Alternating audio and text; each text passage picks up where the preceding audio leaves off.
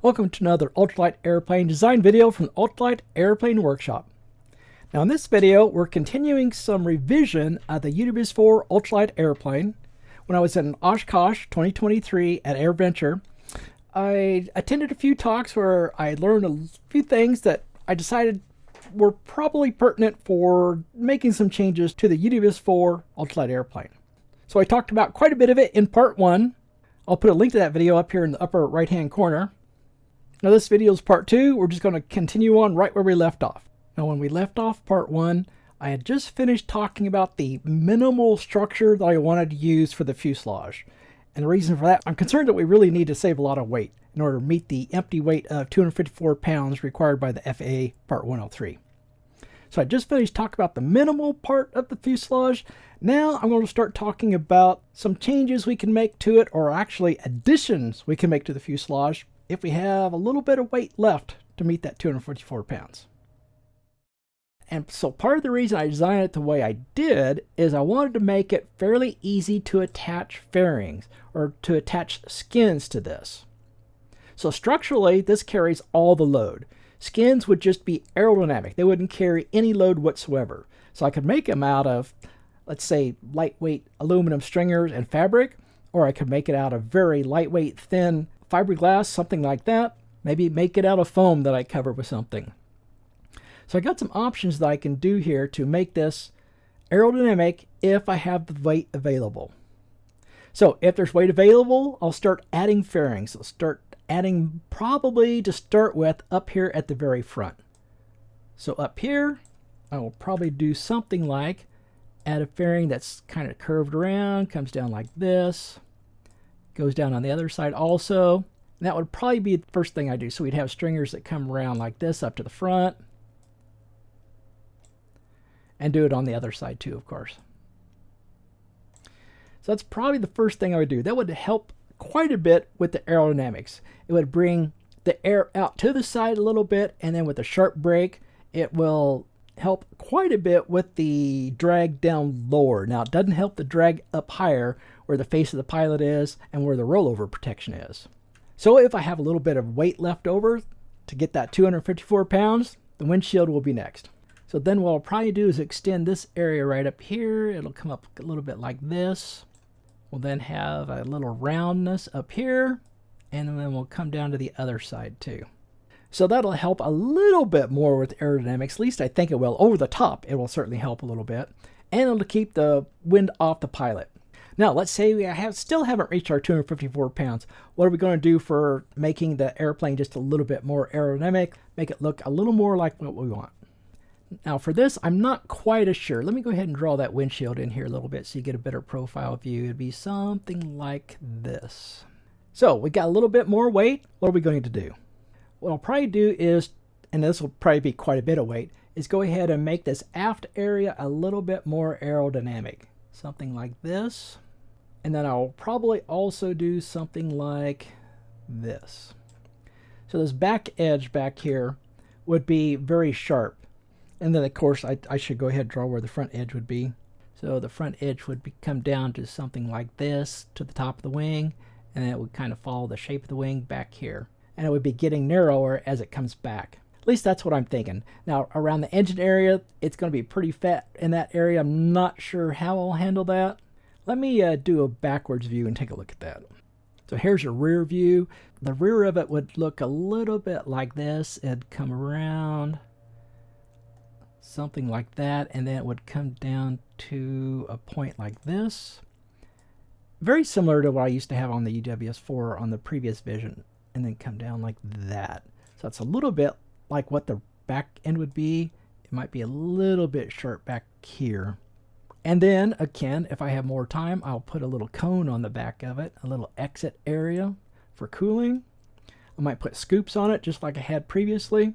And then if I still have a weight allowance, I'll put doors on here. Actually, a couple things. So that front fairing would end right about in this area. So I would add a fairing down in this area that comes back to here. And then of course we were still talking about having a windshield. So the bottom edge of the windshield would be about there. So I'd do something like put a door in here in this open area. I'm not sure what it would look like yet. I still got to think a little bit more about that, but something like that. So designing it this way gives me a base structure that's strong enough to attach things to. I'll be able to attach the whole airplane parachute to it, the fuel tank. I can attach the seat harnesses. In fact, that top seat harness would go back here to this rollover post. I got it stretching far back than it should be, but it will go to the rollover post. And then if I still have weight allowance, I still haven't used up my 254 pounds, I can start adding fairings and making it more aerodynamic. Hopefully I can do the whole airplane and look just like I intended on the past version of the UWS-4. But I think this will get me close. If I have a weight issue, I won't get there. I'll have more drag, but I'll have an airplane I can fly. Oh, and if I have more drag, I'll have to end up putting a larger engine on to overcome that drag, unfortunately, which means I'll have less range, but you know, it is what it is. I'm gonna have to live with my design decisions or radically change the airplane. Well, next, let's talk about the wing.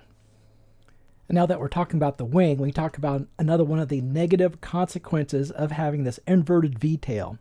This inverted V-tail is destabilizing. It has negative dihedral. Now, I learned when test flying this design in X-Plane 11, I learned that I had to increase the dihedral of these outer wing panels up to 12.5 degrees. I think it started at 7 degrees, which is generally recommended for a low wing airplane. I had to increase them up to 12.5 degrees because I had unstable lateral directional stability.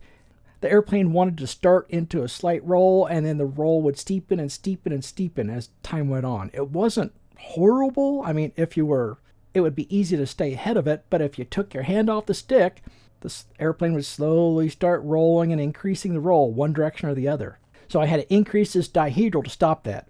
I increased it just barely enough, so I just barely was stable, which really isn't a good thing. But I didn't want to increase it a whole lot because the wingtips were starting to get high enough that I was starting to lose view of the horizon. It hadn't quite, but it was getting up there quite a bit. So I didn't like that.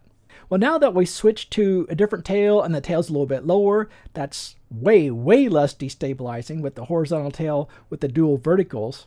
So now I'm going to take the wing dihedral back down to 7 degrees. And the other thing about this wing is it's basically a Hershey bar. So it's basically a rectangular wing that I put a couple of little winglets out here on. The purpose for the winglets is to increase the effective span ratio of the wing just a little bit. That helps reduce my induced drag. And it should make those wingtips just a little more aerodynamic so I don't have quite as much parasitic drag. Although I could make them more aerodynamic. This front corner right up in here, right up in this area is probably a little bit draggy. But I was hoping to make them out of aluminum. I may have to switch over to fiberglass so I can make a more rounded corner up here. Well, let's see what I'm thinking about doing for the UWS-4 Revised. So here's what I'm thinking. In general, you can get a lighter wing if you switch to a tapered wing. You're not going to get a whole lot of reduction in weight, but you should be able to get a little bit. And now weight is, I think, going to become critical. So I'm thinking of switching to a tapered wing. Now the center section would remain unchanged. So this is really more of a semi-tapered wing. So the outer panel then would become tapered. Now right here I'm showing a 50% taper. I'm not sure I'll stick with that, but I probably will. So the advantage of this is slightly lighter weight, possibly. It's also longer, which increases our aspect ratio. That's going to decrease our induced drag. We should still have the same area, same surface area. So that means parasitic drag should not increase.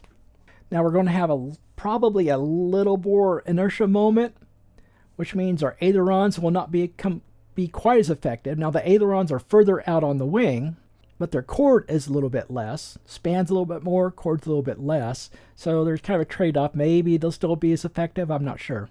And let's show the front view. So now I've decreased the dihedral back to 7 degrees. So that's pretty much what the wing's looking like now. And then the other change I'm thinking about is the airfoil. So let's talk about that.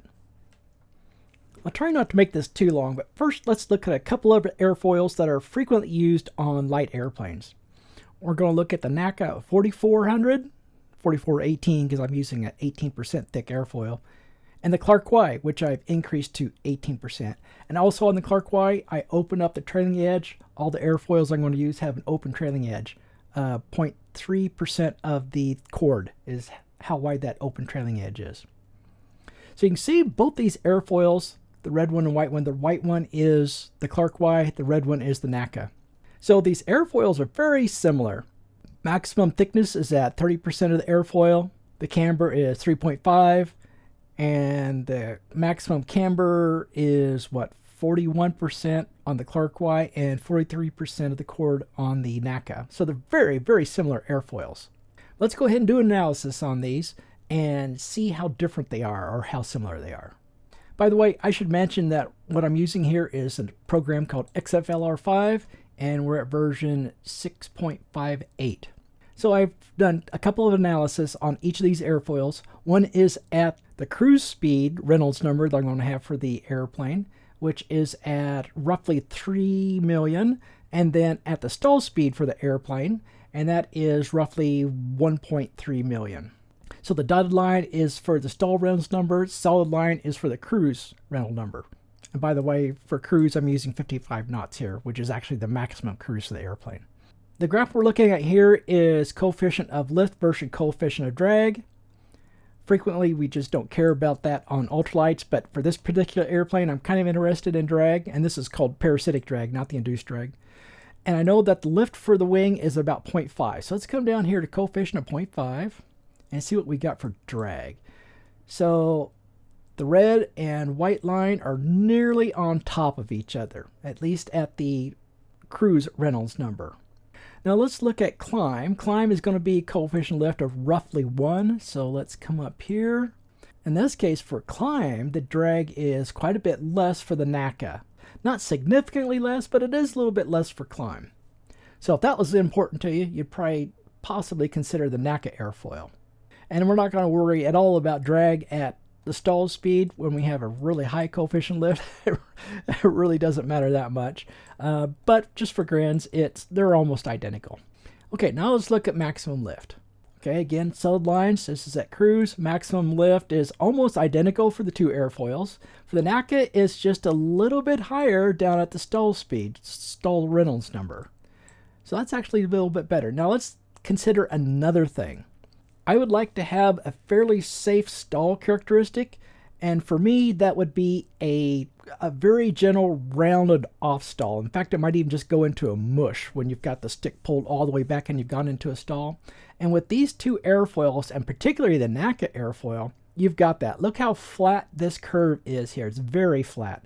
Now for a sharp stall, it would come up here to this maximum and then bend down rapidly. And that's less desirable. That probably means you're going to lose more altitude whenever you hit the stall. Now the drawback to these very wide, broad stall characteristic is that you can get behind the power curve out in this area because drag really increases out here. So you could easily get behind the power curve. You may be applying full power to the airplane, but you've got your stick pulled back, you're staying in the stall, and the airplane does not have enough power to keep climbing. You'll actually keep dropping even if you have full power. So that's not desirable. In fact, you can have that just before you get to the stall too, over in this area, because there's pretty high drag over in this area too. So we've looked at two things so far, coefficient of drag and coefficient lift. And so far for both of these, the NACA airfoil has been better, and I would choose the NACA airfoil. But there's one more thing we can look at, and that's coefficient of moment. So here's the coefficient of moment, and here's where things flip around on us. So the coefficient of moment is going to be negative. The more negative it is, the worse it is. The more nose pitch down your wing is going to have. Now our cruise speed is going to be right around this angle of attack right in here, probably about 3 degrees, 2 degrees, something like that, pretty close to the 0 here. And you can see in this case, Clark Y has less coefficient of moment than the NACA airfoil has. So what that is going to mean is that the tail does not have to push down as much to counter the pitching moment of the wing. The wing's going to try to pitch nose forward, nose down. The tail is going to have to counter that by pushing down back behind the wing. Now the more that tail has to push down, the more induced drag that tail is going to increase. So the more drag you're going to have from this NACA airfoil from trim drag. Now if you remember when we were looking at the parasitic drag, at climb at least the NACA airfoil was better, but at cruise they were roughly equal. So at cruise, this NACA airfoil is going to have more drag, but at climb, it might be about the same, maybe a little bit less than the Clark Y. So you're going to have to figure out what's the most important thing. Is drag going to be the most important thing?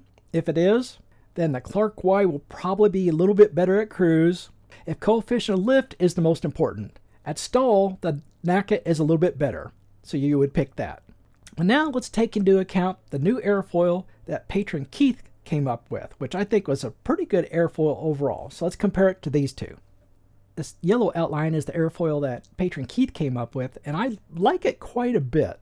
Now you can see it has a significantly different shape than the Clark Y or NACA, which those two are fairly similar.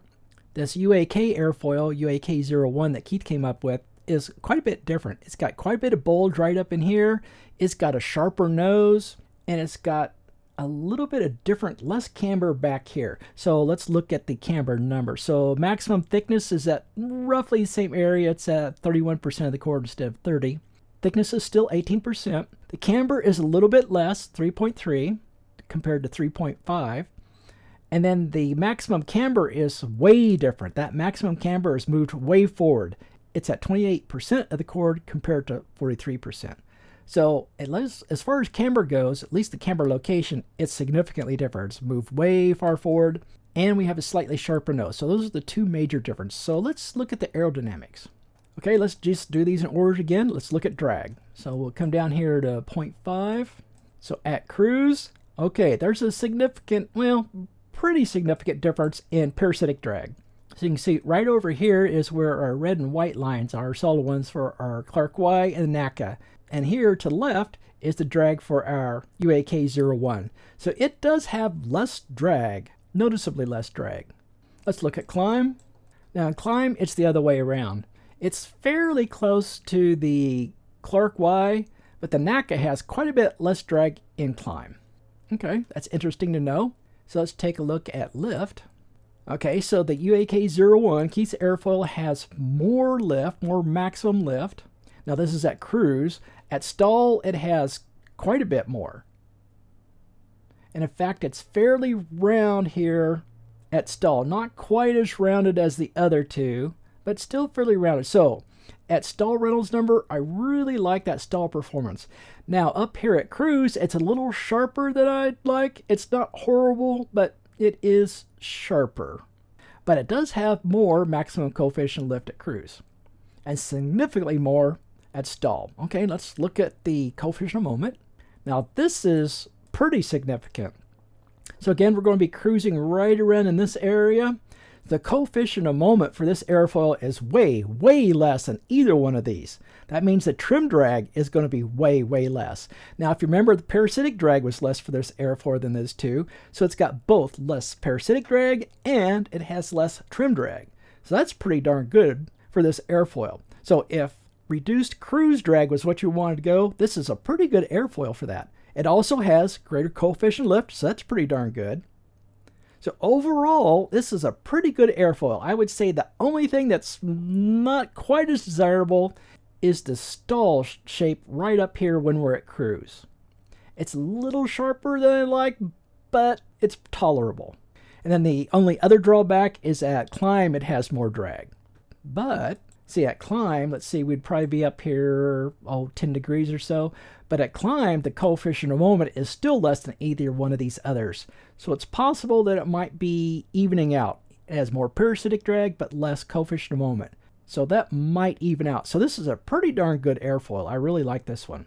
Now, I did a little modification. So let's take a look at the modification I made to this airfoil. So the airfoil that I made is this green one. So let's zoom in here a little bit. Now, the reason I went and made this modification is that I was reading a little bit on airfoil design, and something that I'm sure I've read in the past, but it kind of went past me at the time, is that if you can make this nose rounder, you'll get a softer stall on the airfoil. You'll have a more rounded stall. So that's what I did here. I went ahead and rounded this nose out a little bit more. So you can see it's a little bit wider here, a little bit wider here. So this nose is a little bit rounder. Let's go ahead and look down here at these numbers. Oh, also I noticed that the drag was pretty low, so I cranked up the camber a little bit to get a little more lift out of it. At least so I cranked that up a little bit. The maximum thickness is still at 31%, and the maximum camber is at 20%. So that's still the same compared to Keith. So now let's look how they perform. So now we're looking at coefficient lift versus coefficient of drag. Let's zoom in here. We're at 0.5. And Keith's airfoil and the modified one are almost on top of each other, very close together. Now if you come down a little bit lower, you can see the modified airfoil, it actually starts increasing drag when you get down to about 0.47. So that could be less desirable. It depends. In a dive, you're going to start decreasing your coefficient lift. Now here, when we start doing that, getting down in this area, we're going to start increasing drag, which might be a good thing. That means the speed buildup won't be quite as fast. So maybe that's a good thing. Let's look up at the climb drag here. So let's get up to 0.1. There's 0.1. So Keith's airfoil and this modified airfoil are almost on top of each other. Now they are worse than the Clark Y or the NACA. Quite a bit worse than the NACA, not quite as much worse as the Clark Y. Pretty similar, but there is a little bit more drag and climb. Now let's take a look at lift. So again, the green one is the modified one, the yellow one is Keith's original one. So now you can see the effect of increasing the camper and increasing that radius of the nose. By increasing the radius of the nose, we have a much, much wider stall characteristic. Very similar to the other two, to the NACA and the Clark Y. And much better than the original Keith's version, at least at cruise. So let's look at stalls. So stall is the dashed line. So once again, it's nice and wide. In fact, it's a little bit wider than the original Keith version. So that's pretty fantastic. And by increasing the camber, we eked out just a little more maximum lift too, on both stall Reynolds number and the maximum cruise speed Reynolds number. So both of those are actually pretty good. It's just that here at this value, we've increased the drag quite a bit. Okay, now let's look at coefficient of moment. So you can see coefficient of moment is almost identical for Keith's version and the modified Keith's version. Almost no difference there. So overall, I think that the modified version is a slightly better version than the original one. So I'm pretty happy with that. So go back to lift. Lift is fantastic. I really, really like this lift. So overall, I think this modified version of Keith's airfoil is pretty good. And I think I'm going to use that now on the UWS-4 Ultralight Airplane. For the most part, that covers all the ideas that I had that came to me during Oshkosh and on the 10-hour drive back to Oshkosh. So I think that'll be enough to finish up this revision video. So there's not going to be a part 3. Now, I'm not saying there aren't going to be more revisions to the UWS-4. There almost undoubtedly will be. There are a few more aerodynamic videos that are going to come out on the UWS-4. We're going to do weight estimations. And after that, we're going to do some neutral point and revise the horizontal tail surface areas. Once we do that, we'll do more accurate weight estimations, and we'll probably use FreeCAD to help do that. We'll start putting parts into FreeCAD and get accurate weight estimations on parts. And we'll do more parts testing, more assembly testing. So there's a lot of fun left to do on the UWS-4. Well guys, thanks for watching. Till next time.